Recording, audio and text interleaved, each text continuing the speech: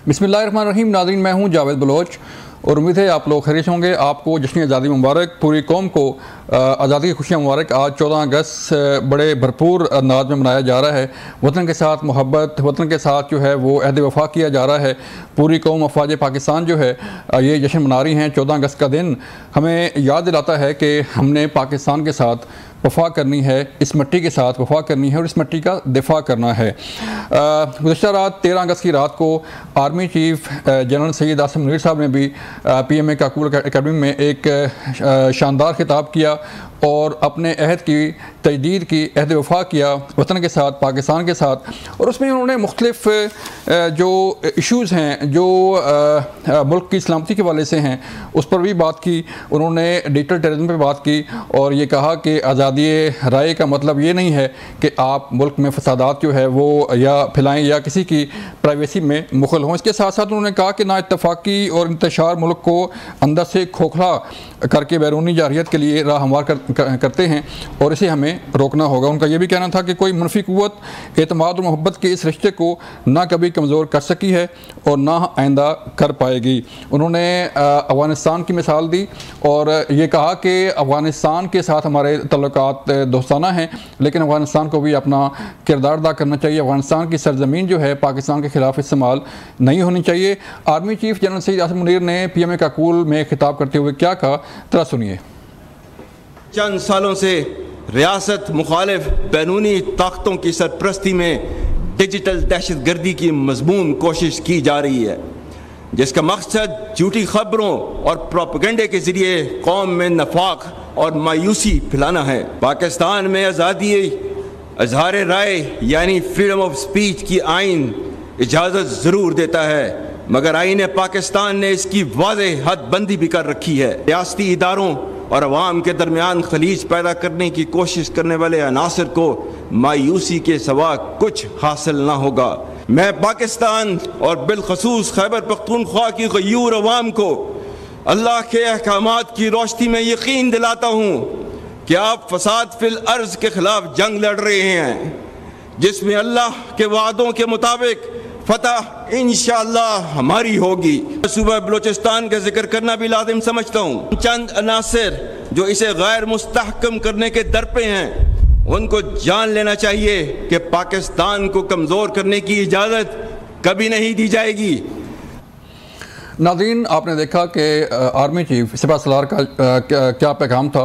उन्होंने कौम के नाम क्या पैगाम दिया, उन्होंने मुल्क दुश्मन अनासर के मुतल्लिक़ क्या पैगाम दिया और मुल्क की सलामती से मुतल्लिक़ उनका क्या पैगाम था। आज 77 ईयर्स हो गए हैं पाकिस्तान को और इस मौका पर सवाल ये पैदा होता है कि हम कहाँ खड़े हैं, हमारी सियासत कहाँ खड़ी है, हमारी कौम कहाँ खड़ी है और हमारे इदारे जो है वो कहाँ खड़ी हैं, पार्लियामेंट कहाँ खड़ी है और पार्लियामेंट के साथ साथ जो सुप्रीम कोर्ट है, बाकी जो लिंक्ड इंस्टीट्यूशंस हैं, क्या वो अपना अपना किरदार अदा कर रहे हैं या सिर्फ जो है अपनी अपनी सियासत को चमकाने के लिए ही आगे बढ़ा जा रहा है। इससे बात करने जा रहे हैं।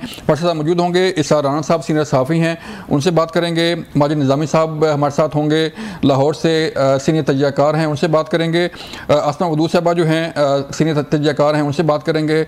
आप सब मेहमानों का शुक्रिया। इसार राना साहब, मैं आपकी तरफ आऊँगा। आज 14 अगस्त का दिन है, पूरी कौम जो है वो जश्न आज़ादी मना रही है। कहाँ खड़े हैं सर हम? आज 70 साल हो गए इस मुल्क को बने हुए और आज हम 14 अगस्त के मौका पर क्या देखते हैं? कौन कहाँ खड़ा है, हमारी सियासत कहाँ खड़ी है, हमारे लोग कहाँ खड़े हैं, कौम कहाँ खड़ी है सर? बात तो जावेद भाई ये है कि मैं कहूँ कि जी अल्हम्दुलिल्लाह हम आज़ाद हैं और हम एक बड़े खुद मुख्तार कौम हैं और यौम आज़ादी जो है हमारा हक है, हम मना रहे हैं। ठीक है, लेकिन अगर मैं अपने ज़मीर के कटहरे में खड़े होकर बात करूँ तो हालात ये हैं कि पाकिस्तान इस वक्त माशी दलदल में धंस चुका है, निकलने का कोई रास्ता नहीं है। ठीक है, सियासी तौर पे हम इस सतह पे चले गए कि एक दूसरे से बात करने को तैयार नहीं है। इदारे हमारे आपस में एक दूसरे के साथ हेड ऑन है। पार्लियामेंट, अदलिया, इस्टेब्लिशमेंट, तीनों के दरमियान ये मुकाबला है कि ताकतवर कौन है। अवाम का आलम ये है कि बिजली के बिलों के सबब वो खुदकुशियाँ कर रहे हैं, भूखे मर रहे हैं। तो अगर इन हालात में मैं ये कहूँ कि जी पाकिस्तान में बहुत सब कुछ बड़ा शुभ है, तो फिर मेरे से बड़ा झूठा कोई नहीं होगा। ठीक है, हकीकत पसंदी के साथ खड़ा होना चाहिए। ये पाकिस्तान की बदकिस्मती है कि 77 साल में हमने आधा पाकिस्तान गंवा दिया, और उसके बावजूद ये सीखने पे तैयार नहीं है कि दुनिया में कौमें तरक्की कैसे करती हैं। हम ये सीखने और मानने पे तैयार नहीं है कि जिन कौमों में आवाम की इज्जत ख़त्म हो जाती है बैनुल-अक़वामी तौर पे, उन कौमों की बाहर भी इज्जत ख़त्म हो जाती है। आज अक़वाम मुत्तहिदा का वर्किंग ग्रुप हम पे जो इल्ज़ाम लगाता है और गैर जमहूरी हमें करार देता है, अमेरिका की कांग्रेस पूरी हमें गैर जमहूरी करार देती है, बरतानिया, यूरोप, और इसके बावजूद हम कहते हैं कि नहीं, हमें किसी की परवाह नहीं है और हम बड़े ज़बरदस्त लोग होंगे। भाई मैं क्या कह सकता हूँ। ठीक है। और आखिरी बात यह कि काश जो हमारे आर्मी चीफ साहब ने कल खिताब किया, मैं उन्हें सलूट पेश करता हूँ कि उन्होंने पाकिस्तान के सही मसाइल की तरफ इशारा किया, लेकिन काश ये हेड ऑफ द स्टेट वज़ीर आज़म पाकिस्तान ये बातें करता, जो मुमलिकत का सरबराह है और जिसकी जिम्मेदारी है कि 14 अगस्त के मौके के ऊपर खिताब करके पाकिस्तान के तमाम मसाइल को एड्रेस करता। जी, उनका भी खिताब था राणा साहब, उनका भी खिताब था सर। जी, 14 अगस्त के मौके पर उनका भी खिताब था। सुना था जी, मैं आगे बढ़ता हूँ। सुना था जी, खिताब। मैं आगे आसमा की तरफ बढ़ता हूँ। आसमा, यही क्वेश्चन जो है वो आपके के लिए कि सियासत पहले है या पाकिस्तान पहले है? अपनी सियासत को देखना है या पाकिस्तान को पहले देखना है, कौम को पहले देखना है? देखिए जी, आइडियली तो सब मुल्क की आवाम होती है। सबसे ज्यादा जरूरी आपके मुल्क के लोग हैं, जिनके लिए आपने सब कुछ करना है। उन्हें एक बेहतर जिंदगी प्रोवाइड करनी है, उन्हें तहफ़्फ़ुज़ देना है, तालीम देनी है, सेहत देना है। लोग बेसिकली लोग इम्पोर्टेंट होते हैं, लोग क्रिटिकल होते हैं। और हमारे यहाँ पे हम किसी जगह पे ऐसे जंक्शन पे आ गए हैं कि जमहूरियत में जमहूर की कोई वैल्यू नहीं है, कोई कदर नहीं है, सिवाय उसपे आपने अपने इकोनॉमिक बर्डन को डालना है। जितने भी आपके कंधों पे बोझ है, आपने आगे ट्रांसमिट अवाम को कर देना है, और अवाम ने आपके किए को धोना है। इसके अलावा और कुछ भी नहीं है। सबसे ज्यादा इम्पोर्टेंट किसी मुल्क के लिए, क्योंकि मुल्क अवाम के बगैर कुछ भी नहीं है, जैसे अवाम मुल्क के बगैर कुछ भी नहीं है। They both depend on each other, rely on each other. ये एक दूसरे के लिए ऑक्सीजन का काम करते हैं। एक दूसरे के बिना दोनों की एग्जिस्टेंस नहीं है। लेकिन हमारे यहाँ अवाम की कोई वक़्त नहीं है। आप अभी भी देखें तो अभी इस वक्त भी आप नहीं तो दूसरे तरीके से अपना सबसे बड़ा आपको अपना खतरा महसूस होती है। अवाम को पिन करना है, अवाम को रुकना है, अवाम की ओपिनियन को अपने मुताबिक मैनिपुलेट करना है, उन्हें अपने मुताबिक ढालना है। उनके मुताबिक नहीं ढालना, उनका नहीं सुनना, उनका नहीं देखना, परेशानी को पसीने नहीं करना। ये कुछ चीजें एक्स्ट्रे हमारी बहुत अरसे से जा रही है। तकरीबन 77 सालों में से तकरीबन आप 50 साल तो कंसिडर करिए।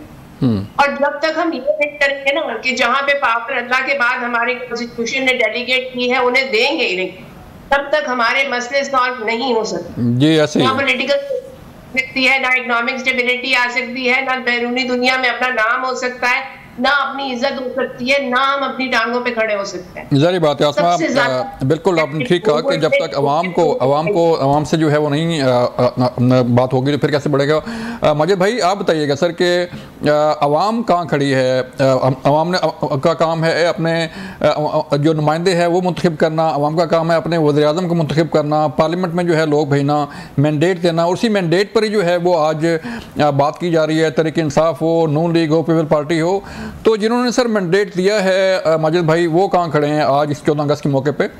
माजिद निज़ामी साहब, मैं आपकी तरफ आता हूँ सर कि जो अवाम मैंडेट देती है सियासी जमातों को, चाहे वो तहरीक इंसाफ हो, चाहे नून लीग हो, चाहे पीपल पार्टी हो, लेकिन हमने देखा कि जो है वो अपने मंशूर पेश किए इलेक्शन में, मंशूर के बाद गवर्नमेंट बनाई, और गवर्नमेंट बनाने के बाद जो है वो उस तरह जो वादे किए जाते हैं मंशूर के वक्त, इलेक्शन के वक्त जो है उसके बाद कोई पसंद हाल नहीं होता अवाम का। आज 14 अगस्त है, यौम आज़ादी है, पूरी कौम आज़ादी मना रही है, लेकिन अवाम कहाँ खड़ी है सर? जी बहुत शुक्रिया। सबसे पहले तो मैं माज़रत खा हूँ, कुछ टेक्निकल प्रॉब्लम की वजह से मैं आपके साथ नहीं हूँ। जहाँ तक अवाम का ताल्लुक है और इस पूरे मामले के अंदर जब हम जश्न आज़ादी की बात करते हैं आज मुझे ऐसे लगता है कि हम खुद इंतखाबी की बजाय हम सब दूसरों का एहतसाब करना चाहते हैं जी। और हमने देखा कि पार्लियामान भी चाहती है कि वो अदलिया का एहतसाब करे, अदलिया ये चाहती है कि वो पार्लियामान का एहतसाब करे, इस्टेब्लिशमेंट ये चाहती है कि वो बाकी सबका एहतसाब करे। लेकिन मैं समझता हूँ कि इन खराब मुआशी हालात के अंदर और सियासी अदम इस्तेहकाम के अंदर सब इदारों को और सब शख्सियात को खुद एहतसाबी की जरूरत है। ठीक है। और उन्हें अपनी सफ़ों के अंदर डिसिप्लिन की जरूरत है और चीजों को बेहतर करने की जरूरत है, ताकि उन्हें जो दूसरों को उनसे शिकायत हैं जब वो खत्म होंगी तो ये सियासी अदम इस्तेहकाम भी खत्म होगा और मुल्क गैर यकीनीपन से एक मुआशी इस्तेहकाम की तरफ भी जाएगा। तो इस 14 अगस्त पर अवाम तो बिल्कुल परेशान है, बिजली के बिलों के हवाले से उनकी मुश्किलात में इजाफा होता जा रहा है। और अगर हम सर्वेस के ऊपर भी नजर डालें तो लोगों की सेविंग्स खत्म हो रही हैं, वो अपने कुछ ना कुछ खर्चों को कम कर रहे हैं, नई जॉब शुरू कर रहे हैं। तो अवाम तो बिल्कुल इस वक्त खुशहाल नहीं है, परेशान है। तो इस हवाले से हुकूमत अगर इक़दाम करना चाहती है तो उससे पहले सियासी हालात को साजगार बनाना पड़ेगा, ताकि उसी से मुआशी इस्तेहकाम का रास्ता निकलता है। ठीक है माजिद भाई, बिल्कुल मुझे यहाँ ब्रेक लेनी है। जब ब्रेक से वापस आएंगे तो फिर बात करेंगे कि सियासी माहौल कैसे साजगार हो सकता है जब जैसे कि आपने कहा कि हर इदारा, हर शख्स, हर जमात जो है वो अपने आप को ठीक कहती है और दूसरों को एहतसाब करना चाहती है। मिलते हैं ब्रेक के बाद। वेलकम बैक नाज़रीन। सर राना साहब, आप सर फरमाइएगा कि जैसे अभी बात हो रही थी कि सियासी माहौल जो है वो साजगार होना चाहिए, किस तरह सर साजगार हो सकता है? जब हम बात करते हैं कि सियासी जमातें आपस में मुज़ाकरात करें तो सियासी जमातें बैठती नहीं हैं, आपस में बातचीत नहीं होती। जो खलीज है वो सियासी जमातों के दरमियान इतनी होती है कि वो एक दूसरे के साथ बैठना पसंद नहीं करती, बातचीत करना पसंद नहीं करती। तो फिर ऐसे माहौल में सर जब ये नौबत आएगी कि ना आप किसी से हाथ मिलाएं, ना आप किसी से बात करें, तो फिर मसाइल हल कैसे होंगे सर? भाई बात यह है, सबसे पहले तो जमहूरियत का जो न्यूक्लियस है वो है वोट। ठीक है। और जब तक आप वोट को तस्लीम करेंगे, वो चाहे इमरान खान हो या नवाज शरीफ या शहबाज शरीफ हो या जरदारी हो, तब तक बात आगे नहीं बढ़ेगी। अनफॉर्चुनेटली पाकिस्तान में कभी भी एक इंतखाब जो है वो शफाफ या गैर जानिबदार नहीं हुआ और पहले से डिटरमिन्ड होता है कि इसका रिजल्ट क्या आना है और इस बार किसकी बारी आनी है। ठीक है। मुझे नहीं पता कि वो उसका इंतखाब व्हाइट हाउस में होता है, पेंटागन में होता है या वो बीजिंग में होता है या पाकिस्तान के किसी बड़े हाल में होता है, लेकिन होता ऐसे ही है। अच्छा। इसका मतलब ये हो कि जो ये सियासी क़यादत है ये नेचुरल नहीं है, ये एक डमी क़यादत है और जिनको अपने पर्पस के लिए लाके बिठा दिया गया। जब तक पाकिस्तान में से अवाम खुद सियासत का हिस्सा नहीं बनेंगे, लीडरशिप सियासत में आवाम आदमी की जो कंट्रीब्यूशन है वो नहीं आएगा, इस मुल्क में सियासी इस्तेहकाम नहीं आ सकता। उसकी रीज़न ये है कि ये सियासत के नाम पे ताकतवर ग्रोहों की लड़ाई है। ठीक है। कभी ये ग्रोह इस्टेब्लिशमेंट से मिलके नवाज शरीफ को हरा देता है, कभी ये ग्रोह इस्टेब्लिशमेंट से मिलके इमरान खान को हरा देता है। और जब तक इदारे अपनी अपनी हदूद और क़यूद में नहीं जाएंगे, पाकिस्तान में सियासी इस्तेहकाम मुमकिन नहीं है। तो पार्लियामेंट सर, पार्लियामेंट हमारी जो राना साहब जो पार्लियामेंट है सर, जिसमें सियासतदान बैठे हैं, जिसमें डिबेट होती है, बातचीत होती है, क्या हमारी पार्लियामान मजबूत है? क्या हमारा सियासतदान जो है वो मेच्योरिटी का मुजाहरा कर रहा है कि पाकिस्तान के लिए बात करे, अवाम के लिए बात करे? माजिद भाई, आप भी एक सीजनल सहाफ़ी हैं माशाल्लाह और आपकी बड़ी ग्रिप है। पिछले 5 साल 10 साल में पार्लियामेंट की कोई चंद कानून साजी बताएं जो गरीब आवाम के लिए। इन्होंने क्या किया? अपनी तनख्वाहें बढ़ाई। इन्होंने क्या किया? अपने मुफादात के लिए कानून साजियाँ की।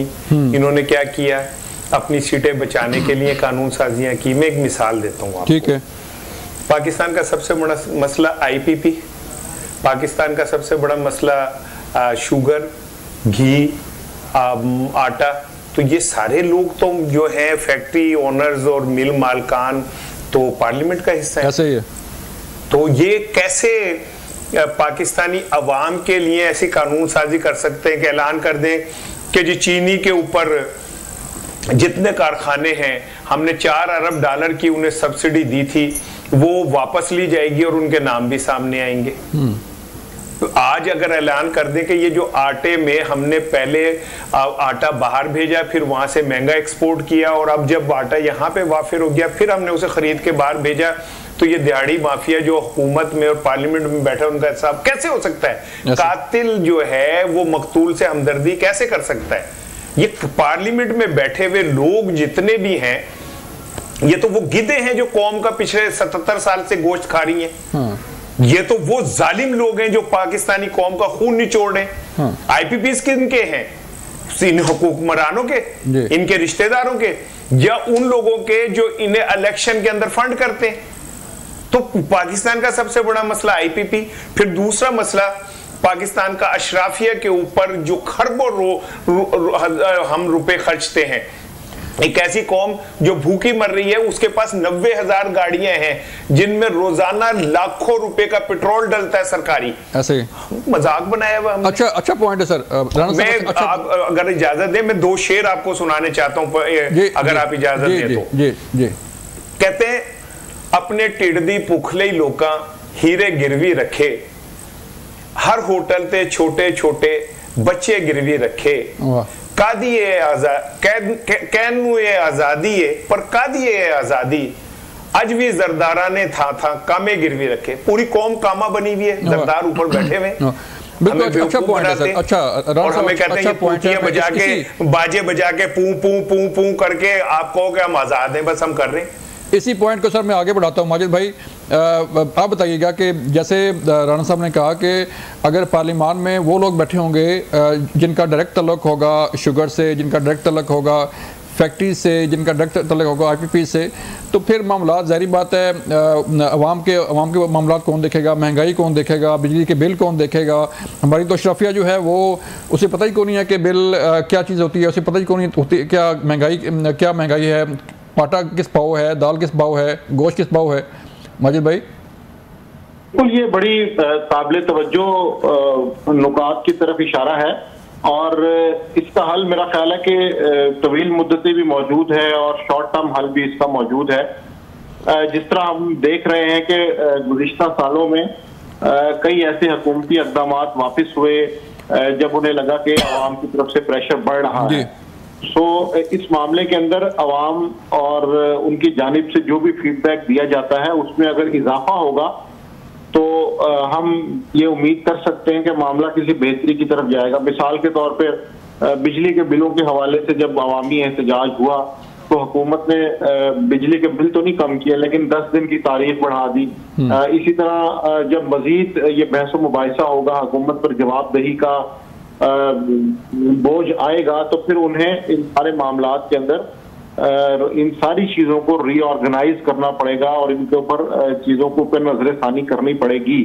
अभी आईपीपीस के हवाले से जितना दबाव पड़ चुका है और जिस तरह से हुकूमत डिफेंसिव पोजीशन पर है, तो मुझे लगता है कि आने वाले दिनों में इस हवाले से कुछ ना कुछ रीस्केड्यूलिंग या उन सारे मुआहदों के ऊपर नजर सानी जरूर होगी। बुनियादी वजह यही है कि अवाम जब अपना फीडबैक देंगे, अपनी नाराजगी का इजहार करेंगे, और उसके कई मीडियम्स हैं, नेशनल मीडिया है, सोशल मीडिया है, पब्लिक पल्स होती है, सर्वेज होते हैं, तो वो शिद्दत और हिद्दत जब हुक्मरान तबके तक पहुंचती है तो उससे जरूर कुछ ना कुछ बेहतरी होगी। हाँ, उसकी रफ्तार बहुत सुस्त है, ये बात बिल्कुल दुरुस्त है, उसमें तेजी आनी चाहिए और हुक्मरान तबके को बजाते खुद, जिस तरह के मैंने पहले कहा कि उन्हें उस दिन का इंतजार नहीं करना चाहिए कि जब लोग जलाओ घेराव से और तोड़ फोड़ के साथ अपने मुतालबात मानने के लिए आए। अगर कोई पुरअमन एहतजाज करता है या मामलात की तरफ तवज्जो दिलाता है तो उन्हें उनकी तरफ उसके मसाइल को हल करने की तरफ जाना चाहिए। ठीक है आसमा, आप बताइएगा ये जो बात हो रही है, अभी राणा साहब ने बात की, माजिद साहब ने बात की, जी ऐसे ही आसमान, जब तक अवाम जो है वो ताकतवर नहीं होगी तो पाकिस्तान कैसे तरक्की करेगा।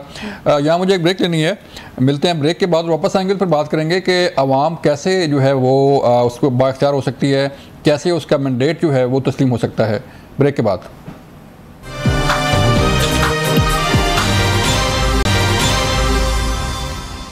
वेलकम बैक नाज़रीन। हम बात कर रहे थे कि अवाम कैसे ताकतवर होगी और कैसे जो है उसका मैंडेट तस्लीम होगा, और फिर हम बात आज इस सेगमेंट में करने जा रहे हैं कि अपोजिशन की तहरीक जो है वो शुरू होने वाली है, और अपोजिशन की तहरीक जो है उसके मुतल्लिक़ कहा जा रहा है कि बड़ी भारी भरकम तहरीक आने वाली है हुकूमत के ख़िलाफ़।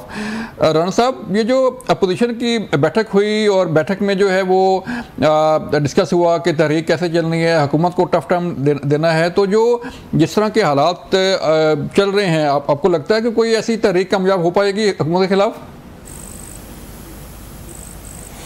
देखिए, एक बात आप समझे कि ये जितने लोग कल अपोजिशन उसमें बैठे हुए थे, ये वही लोग हैं जो कल इमरान खान के खिलाफ नवाज शरीफ के साथ बैठे हुए थे। अचकजई, फजलुर रहमान, सब लोग वही है ना, ठीक है, जो कल इमरान खान के खिलाफ नवाज शरीफ के साथ बैठे हुए थे, आज नवाज शरीफ के खिलाफ इमरान खान के साथ बैठे हुए। तो ये वो लोग हैं जिनके के कुछ रोल डिटरमिन कर दिए गए हैं। ये सब चट्टे बट्टे हैं, कहीं कब रिपोर्टिंग करते हैं, कोई कहीं रिपोर्टिंग कर रहा होता है, और इनका काम सिर्फ इतना ही होता है कि ये एक सियासी इस्तेकाम को जो है ना हमेशा चैलेंज करते रहे। मेरी ज़ाती बतौर सहाफ़ी राय ये है कि पाकिस्तान में ये मखसूस लोग हैं जो कभी भी सियासी इस्तेकाम पसंद नहीं करते, क्योंकि इनकी रोजी रोटी इस तरह चलती है। तो इनसे कोई उम्मीद बांधना कि ये कोई अवाम के लिए निकलेंगे, तो इनका अवाम से ताल्लुक क्या? फजलुर रहमान का क्या ताल्लुक अवाम से? अचकजई का क्या ताल्लुक है अवाम से?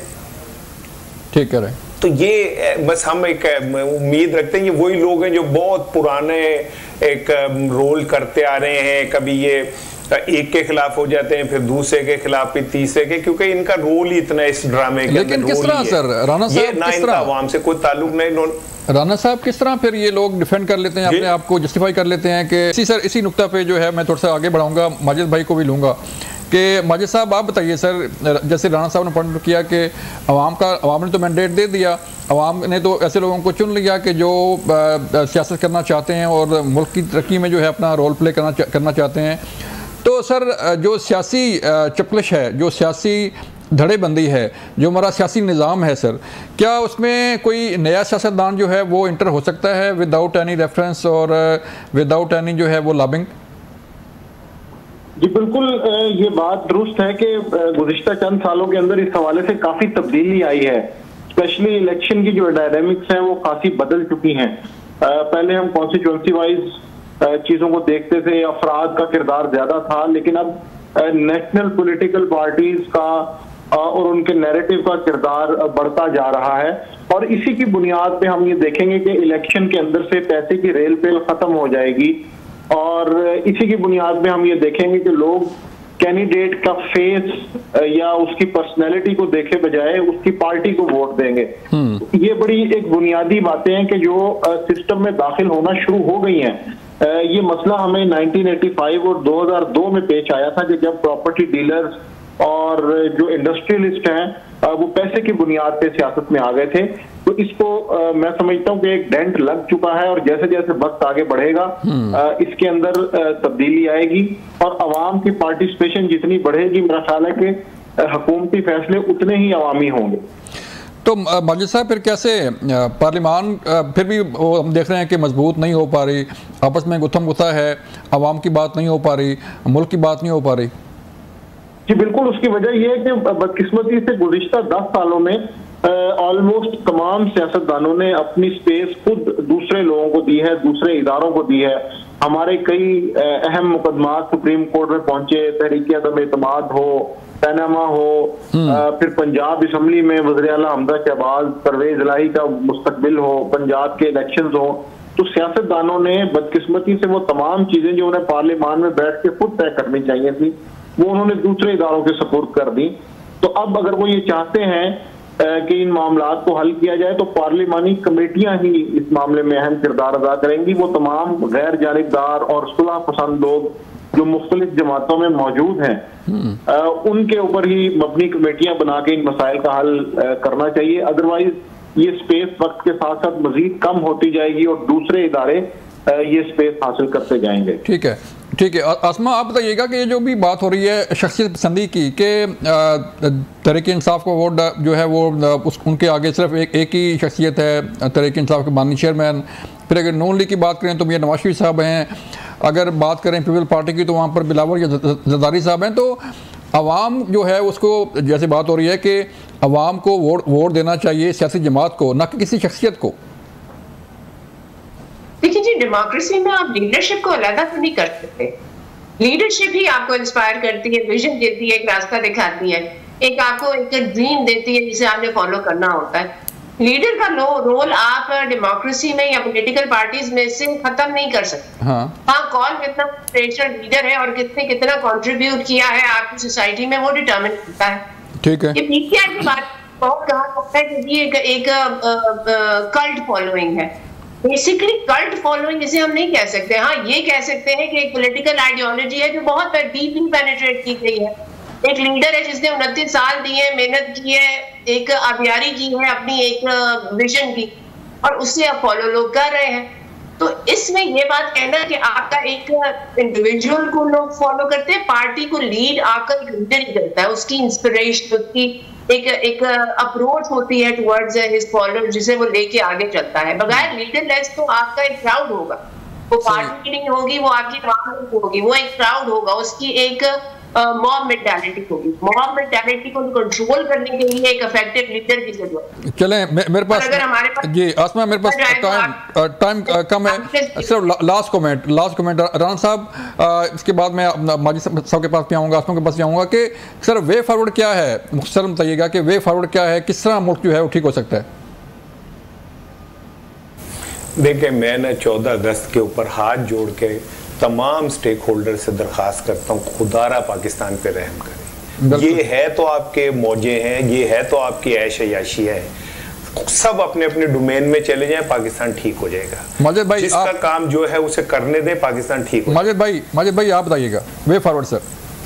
जी, इसमें एक तो खुद एहतसाबी है, दूसरा ये कि इदारों का अपनी हुदूद में रहना है, और अगर आपको फैसले पसंद नहीं भी आते उनके अमल दरामद करें ताकि जमहूरियत के बुनियादी ढांचे को नुकसान ना पहुंचे। ठीक है, आसमा आप बताइएगा। मैं तो ये रिक्वेस्ट करूंगी कि हमारी डेमोक्रेसी नीड्स अ रीसेट। रास्ता मुश्किल है, बहुत क्योटिक है, कॉन्स्टिट्यूशनल डायलेमास हैं इसमें, लेकिन डेमोक्रेसी नीड्स अ रीसेट।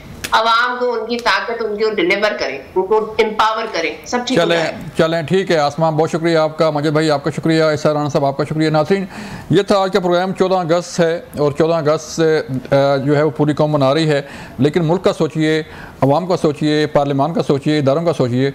अपना ख्याल रखिएगा। अल्लाह हाफिज़।